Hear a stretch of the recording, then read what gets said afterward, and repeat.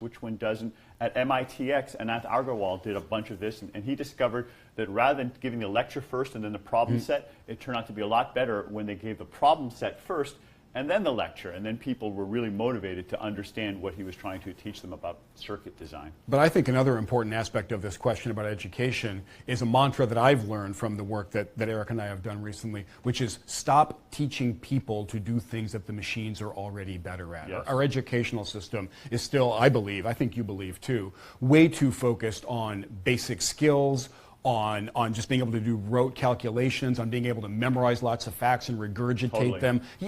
The machines are better at that stuff now than we are. They follow instructions, they memorize facts. Let the machines do that, and we should focus on two other big categories. Andy, I've written about this. Creativity, large scale, coming up with new artwork. Actual eurekas. Yeah, new entrepreneurial ideas, new scientific discoveries. And the other, probably even bigger category is interpersonal skills, connecting with other humans, to coach them, to motivate them, to care for them, to sell and persuade them. These are human capabilities that we still have a big advantage at. So I think medical education, for example, should change a lot in the not too distant future if we're in a world, and I think we are in a world, or we'll get there very quickly, where machine learning systems are the world's best diagnosticians of lots of disease. What does that imply for medical education? I think the implications are profound. One of the things I hope is that we emphasize a lot more getting the human being who you're caring for to go along with the plan, comply with the diagnosis, comply with the treatment, and actually get them healthy. Diagnosis is only one part of that, and yet we overvalue this, this amazing, and it is an amazing human skill of diagnosing someone's medical condition. Man, the machines are going to be better at that. Yeah, and what you're describing reminds me of Iora Health. Andy and I started this competition called the Inclusive Innovation Challenge, and we're giving away $1 million. And one of the winners of last year's competition did exactly what Andy's describing. They added a layer of coaches that helped the doctors, but the coaches would work with patients to motivate them to stick with taking the pills when they're supposed to do it, do that exercise, eat the right food, all the things that the human doctor didn't always have the time and, let's face it, the skills to motivate people. But any other questions we got here? We're getting a lot. A lot of questions. Yes. Okay, let's try and go through real pick one of your favorites. All right, so this one's from Chris. We'll do a lightning round. We'll try to answer quickly. All right, sounds good. All right, so this one's from Chris, and he's asking, how do you see AI not just assisting large corporations, but small businesses as well? This is an awesome question. Really important. Because we get this one. Okay, we'll try to answer quickly. This is a really important question. One of the things that Eric and I hear when we go around and talk to people and organizations is this notion that AI is going to lead to these winner-take-all industries, and that the big companies who have all the technology, have the geeks, and have the data are going to basically dominate everything in an AI world. The two of us don't believe that at all. It might be true if you're trying to build the world's best speech recognizer or the world's best natural language processor. Maybe you do need to have the most data and the biggest army of geeks to do that. But if you want to go do machine learning for agriculture, for example, or machine learning for faulty part detection or something, Google, Amazon, Facebook, and Apple, they're not interested in that market now. What they would much rather do is give you via the cloud the capability to do that yourself and get good at it. And Eric and I think a lot of new big companies are going to be built up, not because they've got armies of geeks and lots of data, but because they know what problem to go after. Some of those are small companies today. They'll become big companies. Yeah, here's a diagram we like to use. I love drawing power laws or Pareto curves. That's what this is right here. And let me walk you through it. So if you look at the use cases, there's a few of them, the number 1 or 2 use cases that have lots and lots of value, and that might be coming up with a new vision system or speech recognition system. Yeah, Google, Baidu, Microsoft, they are leaders in that. But Andy was I would not challenge them at that field. If Eric and I were going to start a company, that would not be the company that we'd start. Although it's impressive that Amazon was able to do that pretty well. So, never say never, right? But they're a pretty big company. So, but there's this long tail out here of other ones that, they may not be billion or $10 billion opportunities, but it's, sorting through the cucumbers or hiring people for your specific company or understanding, the landscape lighting market. And there are lots of people who could develop applications out here using off-the-shelf technologies, medium-sized companies, small companies. You could do it just for one person in a month or two. So that's where a lot of that value is going to be for small and medium-sized businesses. Yep. More questions.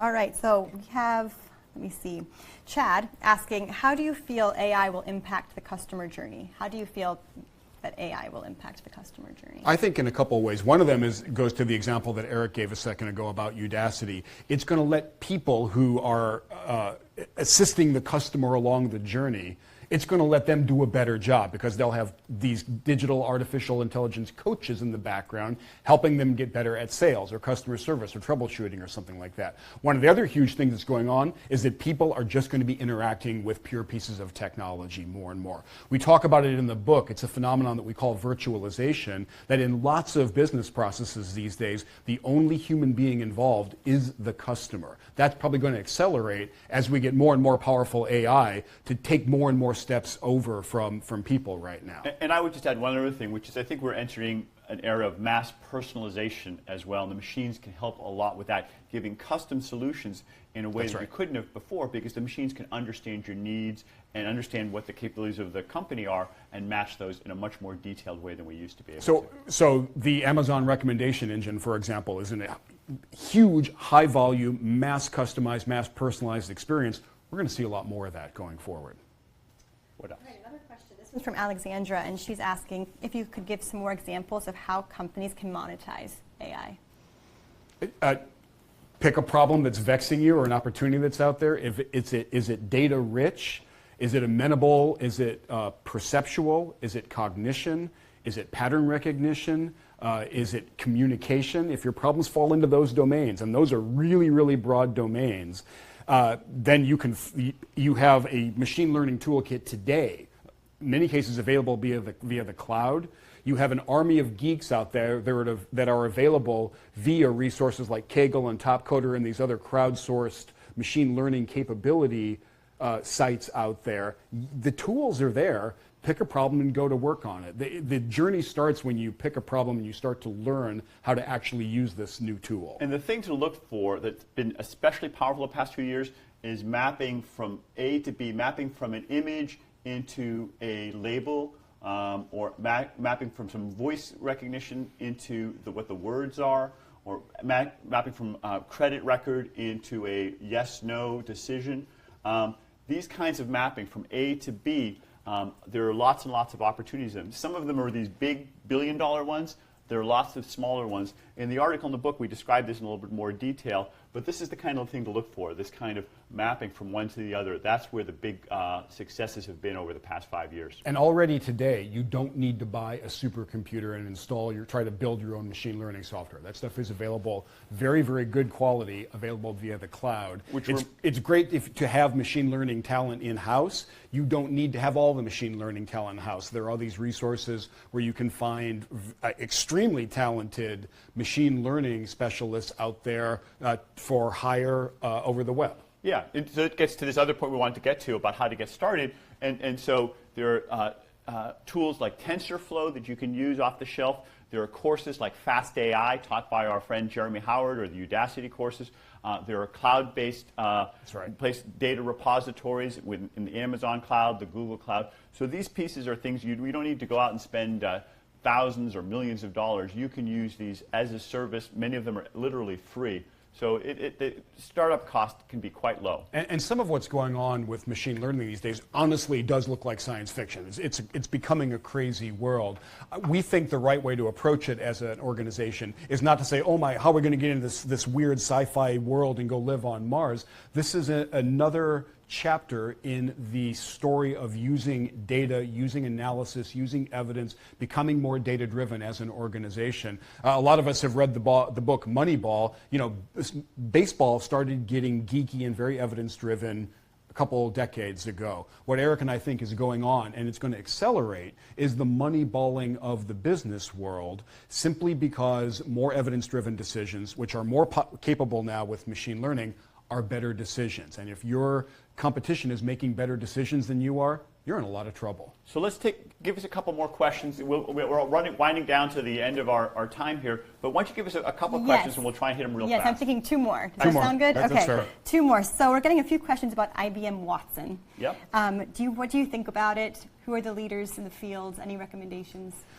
The small handful of companies that you hear about when you think about machine learning capability and the ability to go rent it or buy it for yourself, the names that kept coming up, and we include some of them in the article, are Amazon will sell this to you, Google will sell or rent this to you, Microsoft will sell or rent this to you, IBM will. Will Baidu yet? I don't know, not in the United States, I don't think. But yeah, so those come up over and over, and then there are the smaller will ones. do it, right? Yeah, and IBM is in that. IBM, I think they often use Watson as kind of an umbrella for a whole bunch of different types of AI capabilities.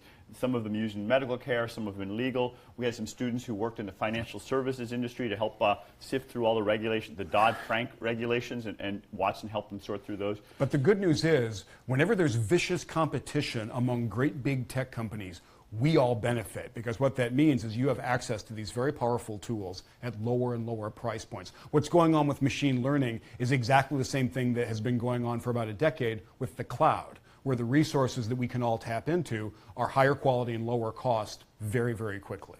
Next. All right, last question. All right, last question. I'm saving one that often comes up for the end about jobs taking over. So Sashid is asking, should we be worried about robots taking over all our jobs and dominating the human race? Wow, There's one to end on. You start. We do worry about what the effects are going to be in the economy. And just speaking for myself, I think this is the biggest challenge for our society over the next 10 years is how is artificial intelligence and related technologies going to fundamentally restructure the economy, and are we going to get in front of it and make sure we create not just prosperity and billionaires, but also shared prosperity for the many that we can share in. I don't think, the way the question was phrased, take all the jobs, certainly not. In fact, there are more jobs being created every year. Right. But there is a real challenge in terms of income inequality. Right.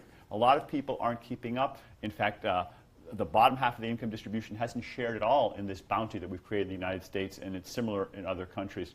So it's a challenge, and I would say it doesn't happen automatically that we create shared prosperity. We have to do things like the Inclusive Innovation Challenge we talked earlier, new government policies that rethink education. We talked about that a little bit, boost entrepreneurship to help invent the new jobs. There are things we can do if we handle it right.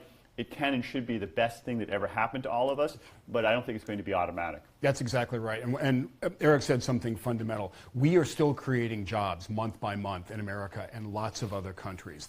There's no evidence that we're heading into this period of massive technological unemployment caused by AI or anything else. The challenge is that the sweet spot of job creation has moved down a little bit. And whereas it used to create lots of great solid middle class jobs, now it's creating lots of more lower middle class jobs, lower paid, more precarious, fewer benefits. This is the challenge. It's an addressable challenge, but that's the challenge to focus on. So we try to be clear about that. And then personally, I am really, really tired of the, oh my heavens, haven't we just created Skynet? Have we summoning the demon? Is the Terminator going to come and get us? I want to be clear, and I won't speak for Eric on this.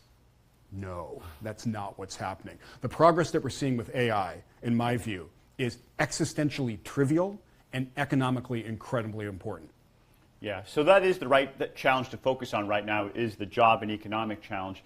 And to wrap up this chat, and it's the same way we wrapped up the article, let me just say, I don't think that AI is going to take over all the jobs of managers. AI is not going to replace managers, but managers that work with AI will replace managers who aren't working with AI. Amen. Thanks very much. Thanks for joining us. This was fun.